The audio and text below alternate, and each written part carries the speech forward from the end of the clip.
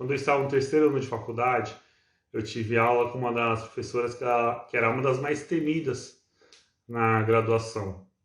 E essa professora, ela deu um trabalho para a gente tinha que apresentar um seminário para a turma. E esse seminário o que caiu comigo foi numa segunda-feira, logo depois do Dia das Mães. Eu fiz faculdade numa outra cidade, não era na cidade que meus pais residiam, vinha a cada 15 dias, a cada 3 semanas. E como tinha esse seminário, eu não voltei para casa, não vi minha mãe no Dia das Mães, que fiquei focado para a apresentação dele. Era um seminário de um artigo em inglês, algo que eu não gostava, não tinha muito domínio, mas fiquei lá me esforçando. Estudei o final de semana inteiro, eu tive que fazer ainda...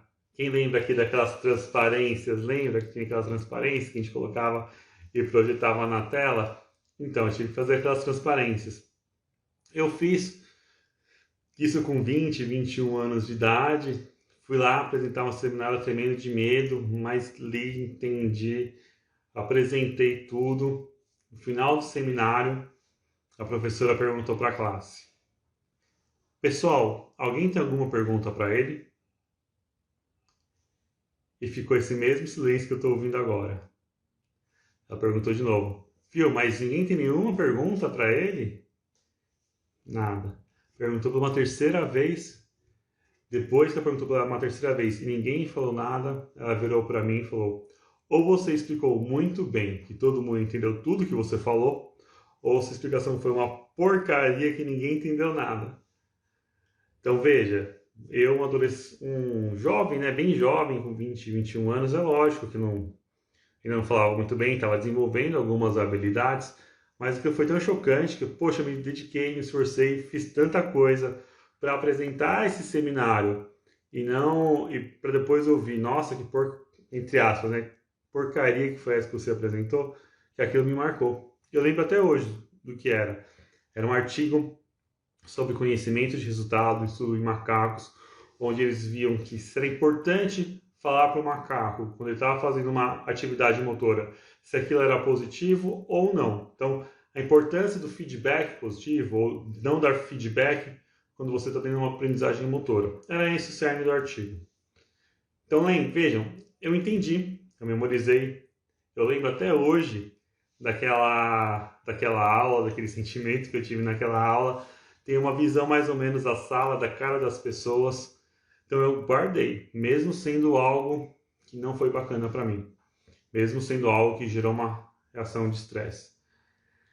Eu quero dizer com isso que é importante gerar estresse no meu aluno, de modo algum. Um exemplo que eu dou também é que depois dessa aula eu nunca quis mais saber de aprendizagem e controle motor. Foi um assunto que por anos eu evitei, que eu nunca tive gosto por estudar. Depois, quando fui fazer neurociência, eu fui estudar um pouquinho mais, eu comecei a tomar um pouquinho mais de gosto por essa área, mas até hoje não é uma área que eu estude a fundo. Então, poxa, realmente tive uma aprendizagem, mas a que custo? Ao me desmotivar para aprender, não lembro de mais nada daquela disciplina. Então, qual é o custo que eu tenho para ter uma aprendizagem no meu aluno?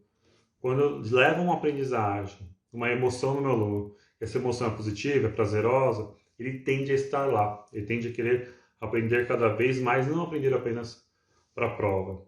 Então, acho que é isso que a gente tem que pensar.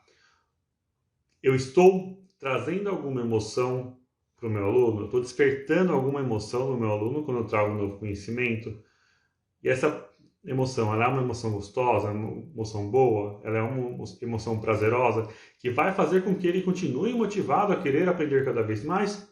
Ou é uma emoção que vai fazer ele aprender, mas vai desmotivar ele depois para o resto do curso?